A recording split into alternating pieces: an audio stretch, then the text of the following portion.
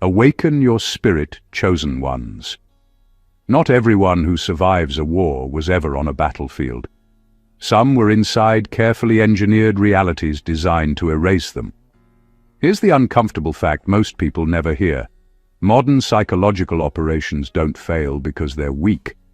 They fail because some minds refuse to fully sync with them.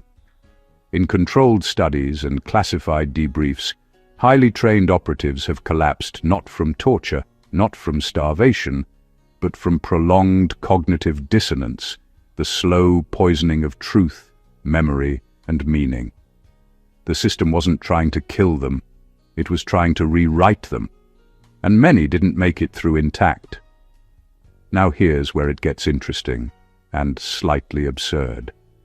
You lived through environments that used the same mechanics: shifting narratives, emotional bait, invisible rules, selective rewards, and punishments that never came with explanations. No handbook, no safe word, no exit briefing, just daily exposure.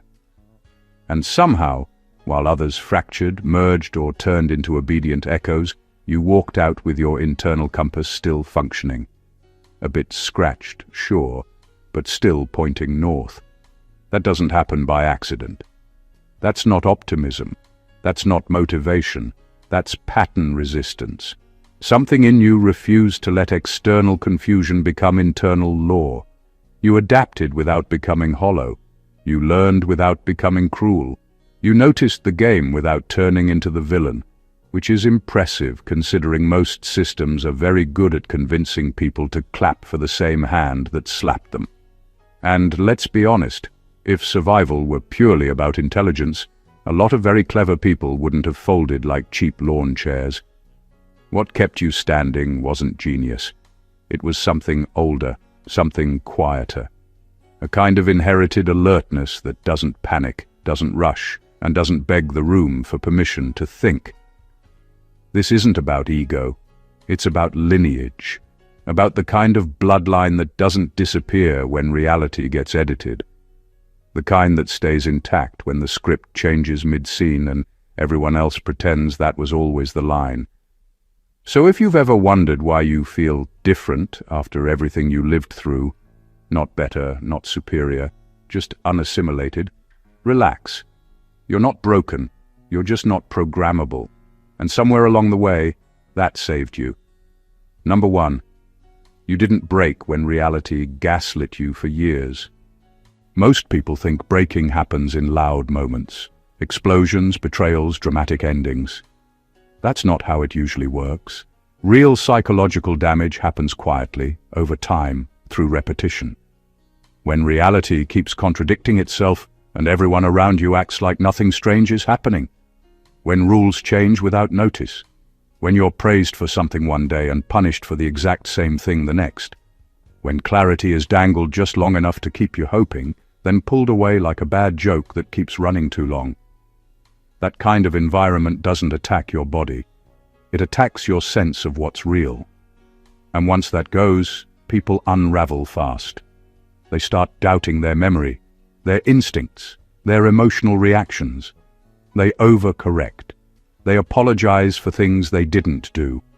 They start outsourcing their judgment to whoever sounds the most confident in the room. That's how trained operatives crack. Not because they're weak, but because no mind performs well when the ground keeps shifting beneath it. What makes your survival unusual is that you didn't fully surrender your internal reference point. You might have been confused, you might have questioned yourself, you might have even bent for a while, but you never let external chaos become your permanent truth. Somewhere deep, you kept a quiet mental note saying, "This doesn't add up." You didn't need to shout it. You didn't need to convince anyone else. You just refused to erase it. That refusal matters more than confidence, intelligence, or toughness. Plenty of smart people lose themselves in gaslit environments because they're trained to trust systems, authority, or consensus. You trusted patterns instead. You noticed inconsistencies. You sensed when reactions didn't match actions, when explanations felt rehearsed, when apologies were demanded but accountability never traveled in the opposite direction. That ability usually comes from long exposure to unstable structures, families, societies, or systems where survival depended on reading between the lines rather than believing the script. It's not paranoia, it's calibration. You didn't win by being louder or tougher. You won by not letting confusion overwrite your inner compass. While others slowly adjusted themselves to nonsense just to reduce friction, you tolerated the discomfort of not fitting. And that's why you're still intact. Number 2, you instinctively stopped explaining yourself to hostile systems. Most people are trained from childhood to believe that if they just explain themselves better, things will work out. Use the right words, add more details, clarify your intentions. That belief collapses in hostile systems, but many don't realize it in time. They keep talking, keep justifying, keep offering context, and every explanation becomes another rope handed to the same structure that's already tightening around them. You learned, often the hard way, that some environments aren't confused. They're extractive. They don't want clarity, they want material. Every sentence you give them gets stored, reframed, selectively quoted, or weaponized later. The goal isn't understanding, it's control. Once you sense that, something in you shut the tap off. Not out of fear, not out of arrogance, but out of accuracy. What's striking is that you didn't need permission or theory to do this. You didn't read a book or watch a strategy video. Your nervous system clocked the pattern first. You noticed how explaining yourself never actually resolved anything, how the goalposts kept moving, how your honesty didn't lead to resolution, only more interrogation. So you stopped performing transparency for people who were never acting in good faith. This is where many people panic and overshare even more, thinking silence will make them look guilty. You went the opposite direction. You reduced input. You became precise. You learned that not everything deserves a response, and not everyone deserves access to your internal world. That's not secrecy. That's self-preservation. There's a quiet discipline in withholding explanations. It means tolerating misunderstanding without scrambling to fix it. It means letting people believe whatever keeps them comfortable, even if it paints you incorrectly. Most can't handle that discomfort. They'd rather betray themselves than sit with being misread. You didn't. That restraint isn't common. It often shows up in bloodlines that survived interrogations, surveillance, unfair hierarchies, or systems where speaking too freely had consequences. Over time, that wisdom becomes embodied. You don't argue with locked doors. You don't confess to walls. You conserve your words for places where truth is actually exchanged, not mined. By stopping unnecessary explanations, you cut off a major supply line of manipulation. You didn't become invisible. You became unreachable in the ways that mattered. And that single adjustment saved you from years of unnecessary psychological damage. Number 3, you learned to observe people without emotionally merging with them. Most people don't realize how much of their energy gets hijacked by other people's moods, expectations, and unspoken agendas. They walk into a room and immediately start absorbing the atmosphere like a sponge. Someone is tense, so they get tense. Someone is impressed, so they chase approval. Someone is disappointed, so they feel guilty even when they did nothing wrong. That's how emotional merging works, and it's exactly what psychological manipulation feeds on. You learned to step back without becoming cold. You noticed people without letting their inner chaos crawl into your nervous system and set up camp. That's not detachment in the arrogant sense. It's separation. You stayed aware of what others felt, but you stopped treating those feelings as instructions. This skill usually forms under pressure. When you grow up or operate in environments where emotions are used strategically, guilt as leverage, praise as bait, anger as intimidation, you either drown or you learn to float. You learned to float. You started watching patterns instead of reacting to expressions. You noticed when words didn't line up with behavior, when concern was performative, when warmth disappeared the moment you stopped complying. What sets you apart is that you didn't confuse empathy with self-erasure. Many people do. They think being understanding means carrying everyone else's emotional baggage. You figured out that understanding someone doesn't mean absorbing them. You can see their fear without becoming afraid. You can recognize their anger without inheriting it. That boundary is subtle, but it's powerful. This is also why manipulation stopped working on you the way it works on others. Emotional hooks rely on instant reactions: shame, urgency, flattery, pressure. You slowed that process down. You observed first, you felt later, sometimes not at all. That delay alone breaks most psychological tactics, because control needs speed to succeed. People who emotionally merge tend to over-explain, over-give, and overcompensate. You started doing the opposite. You listened more than you spoke. You responded instead of reacted. You noticed that some people reveal more in what they avoid than in what they say. That's when the fog clears. This ability often runs in bloodlines shaped by instability, where reading people accurately mattered more than pleasing them. It's quiet intelligence, not flashy, not loud, but effective. You didn't harden your heart. You sharpened your awareness. And that's why you stayed grounded while others lost themselves trying to manage everyone else's emotions but their own. Number 4. You didn't internalize blame for chaos you didn't create. One of the cruelest tools in psychological manipulation is making people believe they're the problem, even when they're not. It's subtle at first. A sideways glance, a loaded comment, a shift in tone that makes you question your own perception. Then it escalates. Decisions get framed as your fault. Outcomes you couldn't control are presented as evidence that you failed. The target starts apologizing for existing. Even highly trained operatives, with years of experience and self-discipline, crack under this kind of sustained pressure.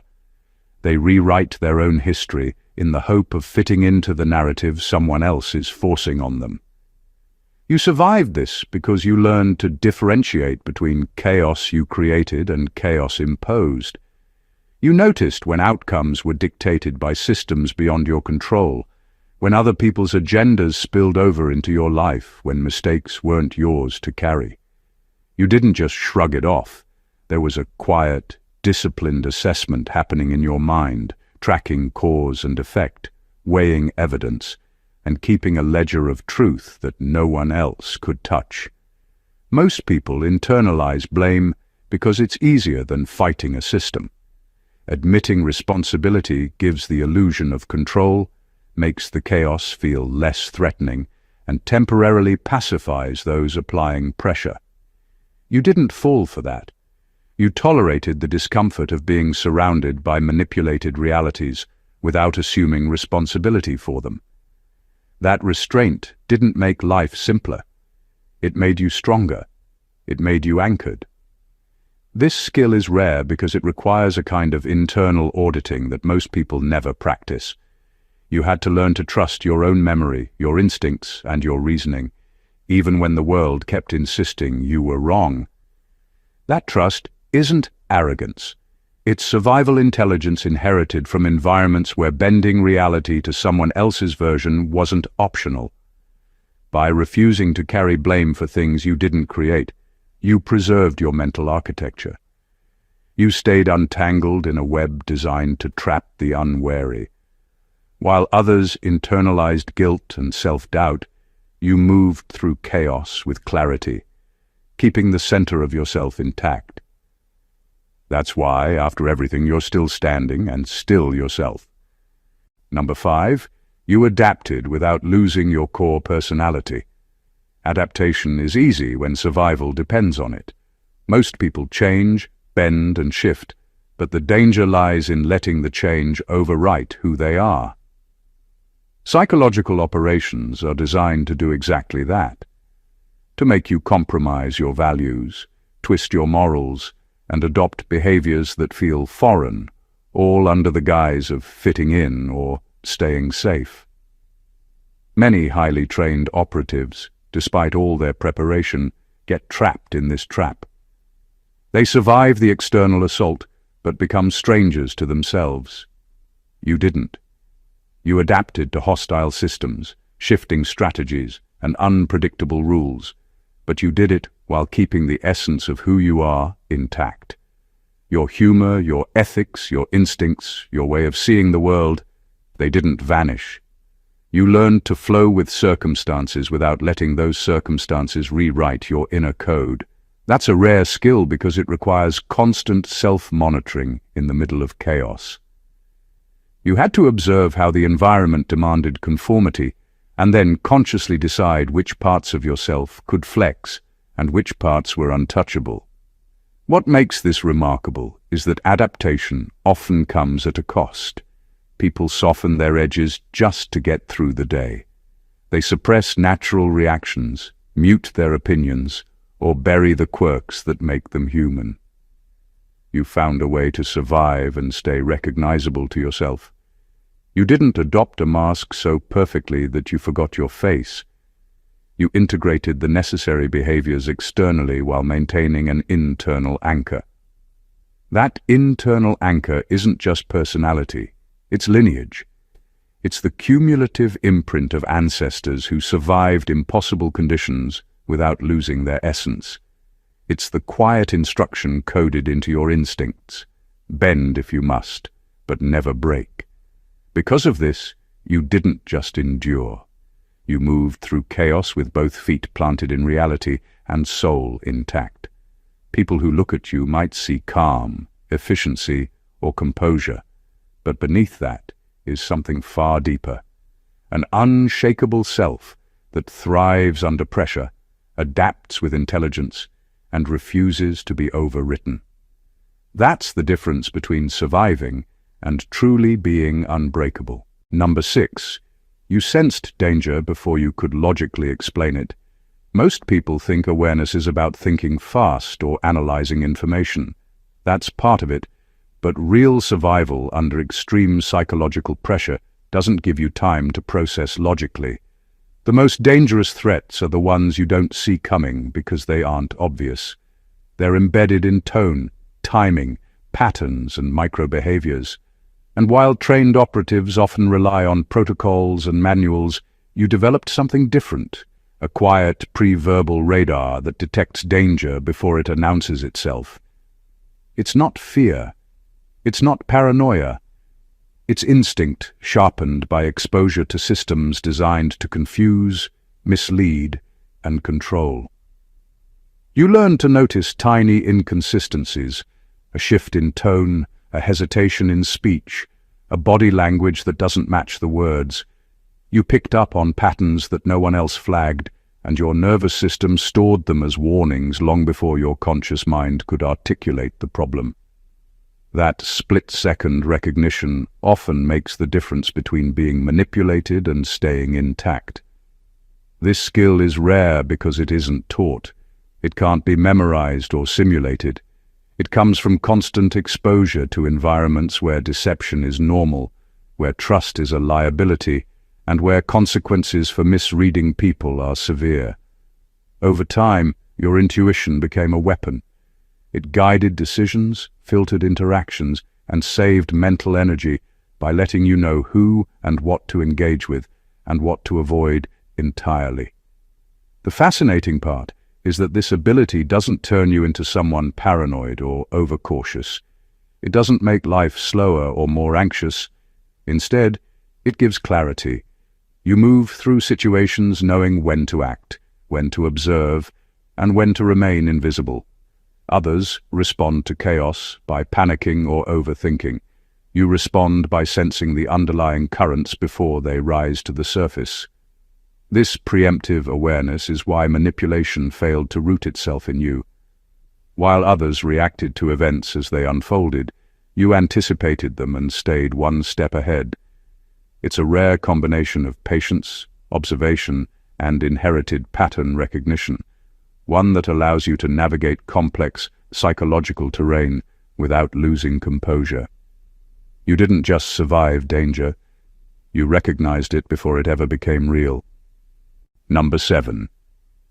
You became comfortable standing alone long before it was trendy. Most people treat isolation like a malfunction. The moment the crowd thins out, panic sets in. They rush to reattach themselves to anything that offers belonging, even if it costs them their integrity. Psychological operations understand this weakness well. Isolation isn't just a side effect. It's a strategy. Cut people off, make them feel abnormal for not fitting in, and they'll start reshaping themselves just to get back inside the group. That didn't work on you.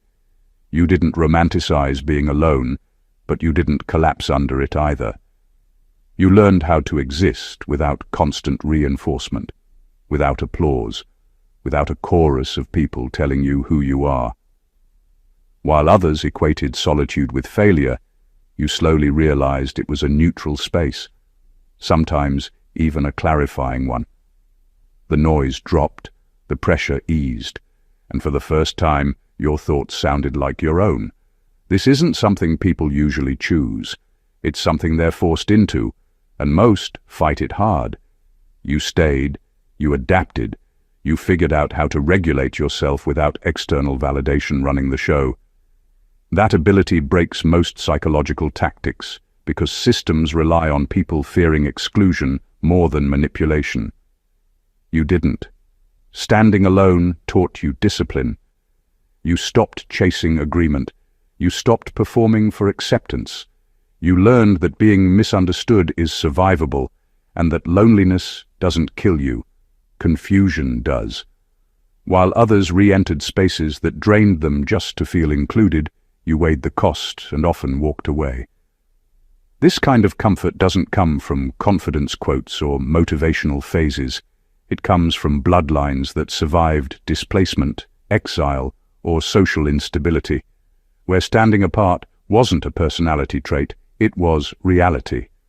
Over time, that endurance becomes internalized. You stop equating numbers with safety. You stop assuming the majority is right. You trust your footing even when no one is standing beside you.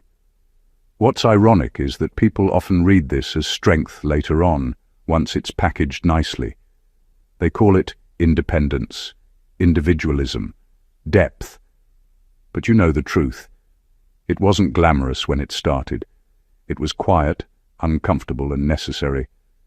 By learning to stand alone early, you removed one of the strongest levers control systems use. You didn't need to be rescued by belonging. You already knew how to survive without it, and that made you far harder to bend. Number 8. You recognized when authority was performative, not legitimate. Most people are trained to trust authority. It's hardwired into schools, workplaces, and social systems. Obedience is framed as safety, respect, or civility. Psychological operations exploit that instinct ruthlessly. They wrap manipulation in uniforms, titles, and rituals so polished you can't immediately see the intent. The goal isn't to educate or lead, it's to control. Most highly trained individuals fold because they mistake performance for legitimacy.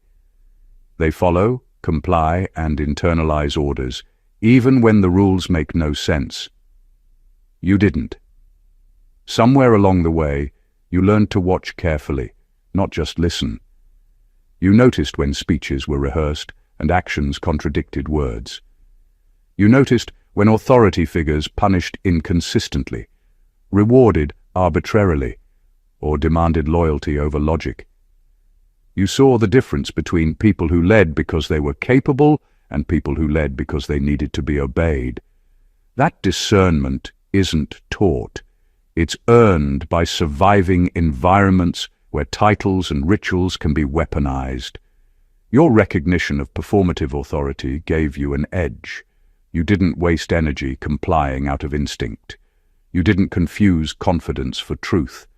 You observed, measured, and then chose your engagement.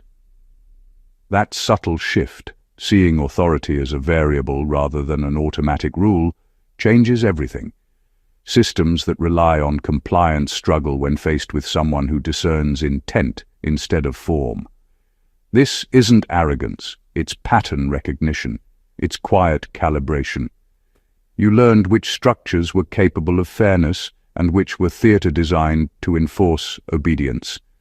You noticed where loyalty was demanded without accountability, where rules existed for control rather than function, and where power was a performance, not a responsibility. By distinguishing the legitimate from the performative, you insulated yourself from manipulation. While others followed the appearance of authority blindly, you retained judgment, agency, and perspective. You didn't need to challenge authority aggressively. You simply refused to let appearances dictate your actions. That ability to see behind the curtain isn't flashy, but it's lethal to systems built on compliance. It's why, even in controlled, high-pressure environments, you didn't bend the way most people do. You survived not by confrontation, but by clarity. Number 9. You learned to regulate your emotions without numbing them. Most people survive extreme psychological pressure by shutting down emotionally. It feels safe at first. If nothing affects you, nothing can hurt you. That's why so many highly trained operatives emerge intact physically but hollow inside. They've traded feeling for survival, and the cost is a part of themselves they'll never get back. You didn't do that. You learned a rarer, more sophisticated approach, feeling without being consumed. You experienced anger, fear, frustration, and disappointment, but you never allowed them to hijack your mind or dictate your actions. You didn't suppress emotions. You didn't distract yourself with busyness or false bravado. You processed them, contained them, and used them as data. Every strong feeling became a signal, not a chain. That ability transforms pressure into insight rather than damage. Regulating emotions in hostile environments is deceptively hard. Manipulators depend on emotional reactions. They provoke, bait, and escalate because reaction equals control. People who explode, crumble, or freeze hand the system victory. You noticed that your emotional responses could be tracked, predicted, and weaponized, so you started practicing restraint instinctively. You didn't become robotic. You became precise. This skill is also deeply tied to survival instinct rooted in lineage. Ancestors who survived oppression, war, or unstable hierarchies learned early that losing control is more dangerous than any external threat. They taught, through example or circumstance, that measured emotional response is armor, not suppression. That knowledge became part of your wiring. What sets you apart is that emotional regulation didn't cost your humanity. You still care. You still experience joy, awe, and connection fully. But the chaos that would destroy others only sharpened your awareness. You could remain centered while everything around you spun, seeing the world clearly without letting it rewrite your internal state. By mastering this balance, you removed one of the most effective tools of manipulation, emotional hijacking. You survived the storms not by feeling less, but by feeling smarter. You stayed alive, intact, and fully present, and that makes you exceptionally rare. Number 10. You noticed when narratives changed but pretended they didn't. Most people live their lives believing the world is consistent. Rules stay the same, promises mean something, and yesterday's truth will hold tomorrow.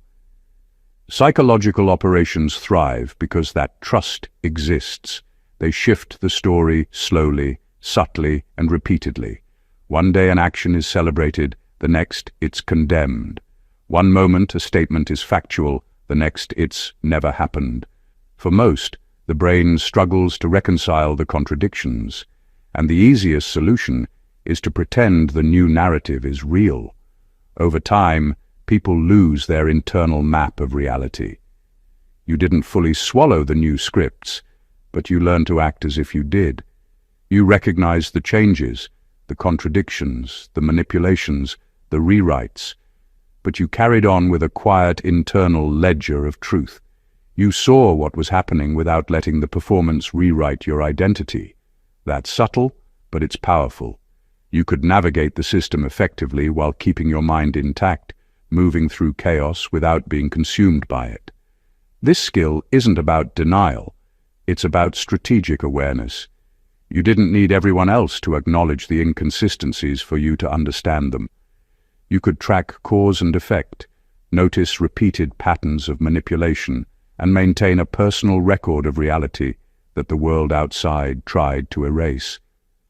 That level of discernment is rare because it requires patience, observation, and a tolerance for cognitive dissonance that most people simply cannot sustain.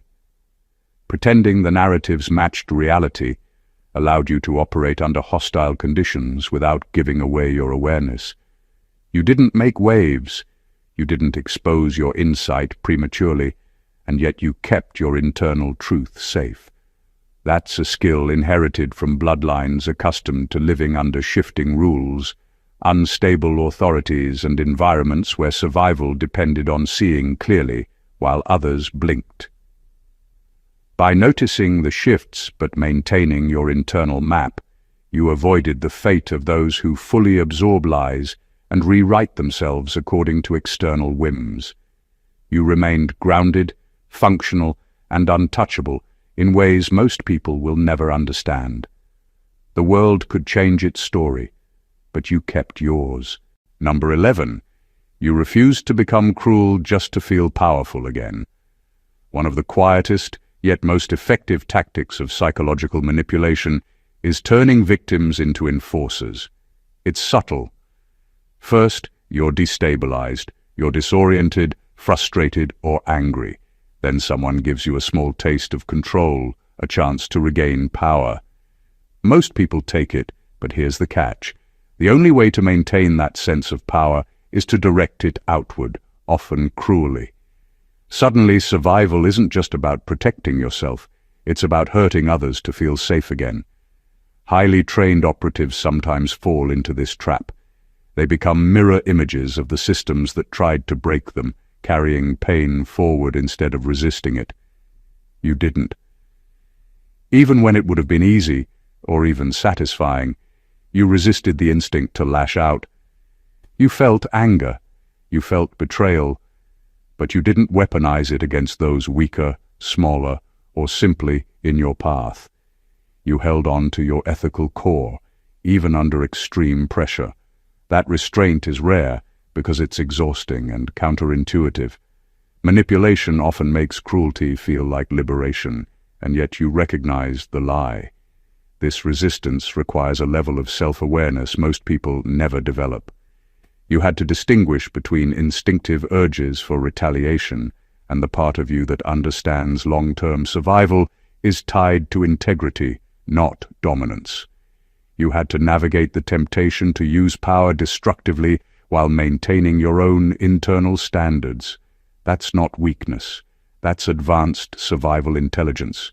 Refusing cruelty doesn't make life easier.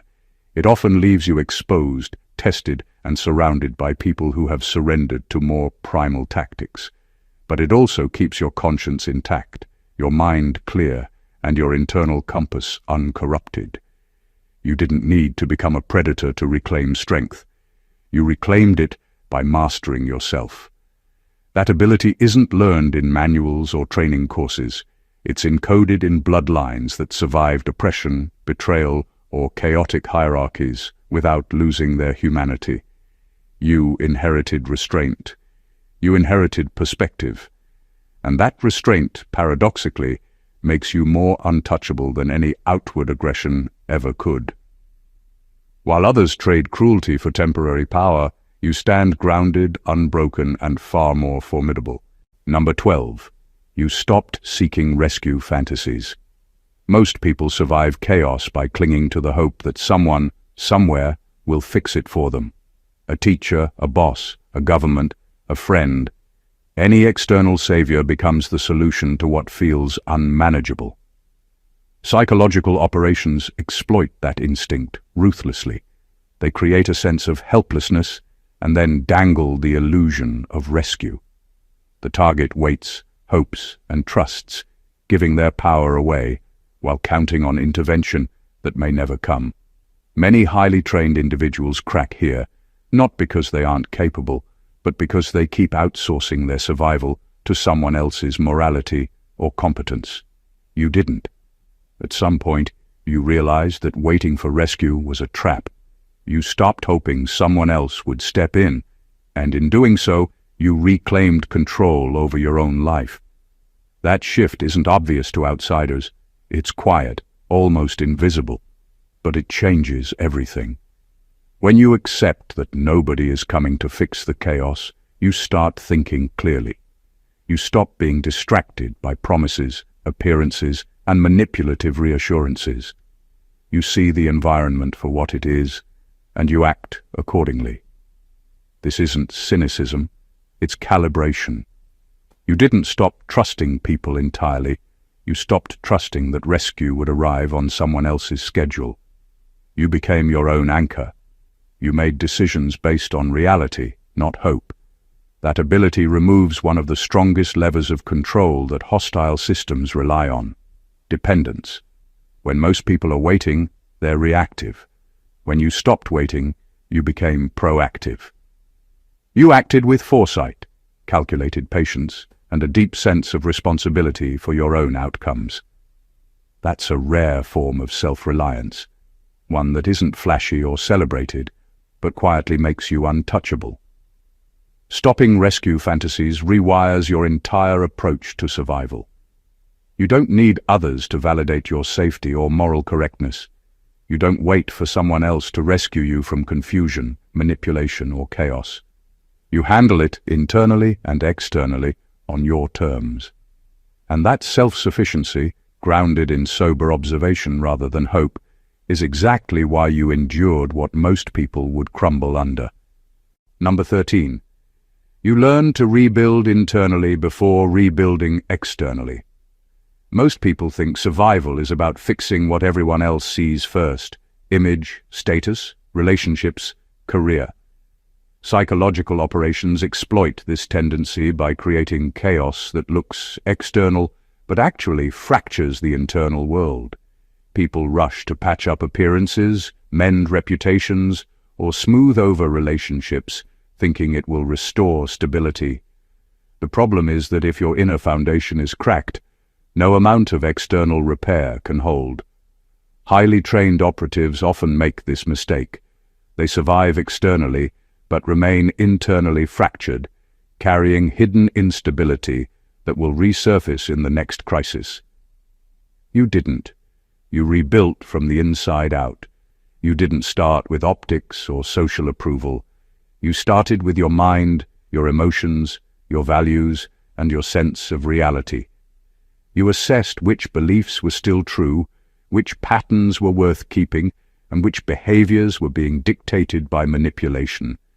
You healed, reorganized, and strengthened the internal architecture first. That approach gave you clarity, resilience, and a reliable compass to navigate whatever came next. Internal rebuilding isn't glamorous, and it's not fast.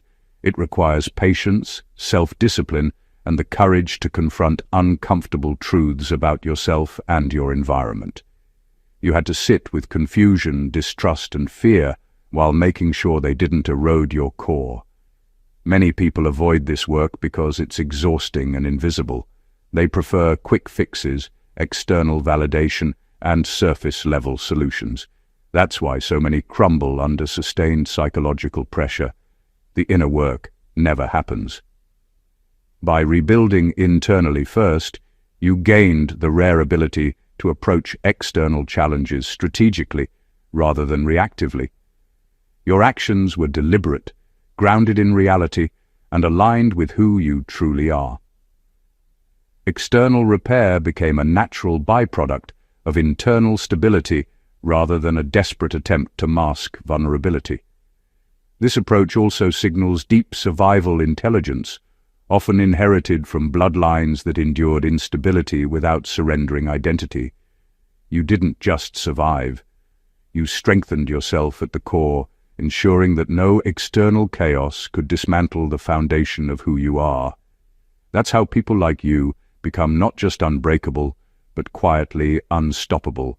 Number 14. You didn't lose your ability to see beauty after prolonged exposure to manipulation. Most people assume that surviving extreme psychological pressure is purely about defense, armor, discipline, and detachment. The truth is far more subtle. Psychological operations aim not just to break you, but to make the world feel empty, mechanical, and meaningless. When everything around you is calculated, deceptive, or hostile, it's easy to start seeing life itself as dull, harsh, or pointless. Many highly trained operatives emerge intact, physically and mentally, but emotionally muted, unable to experience depth, joy, or connection the way they once did. You didn't. Even when surrounded by lies, manipulation, and constant uncertainty, you retained the capacity to notice what is real, genuine, and extraordinary. You could still recognize humor, subtlety, and human kindness. You could still feel awe in small moments and find meaning in acts that others dismiss. That ability is rare because it requires maintaining emotional acuity without becoming naive. It requires seeing clearly while resisting the world's attempt to dull your senses. This isn't accidental. It's a combination of self-protection, internal discipline, and inherited resilience. Somewhere in your lineage, people survived environments where life could be cruel and unfair, yet still noticed what mattered. That instinct didn't vanish in you. You filtered deception without filtering out life itself. You didn't shut down your capacity for wonder just to survive. You survived and stayed alive inside. Retaining the ability to see beauty also means retaining hope. It means understanding that not everything is manipulation, that not all people are instruments, and that some experiences remain authentic. That perspective gives you power. It allows you to navigate hostile systems without becoming embittered, cynical, or hollow.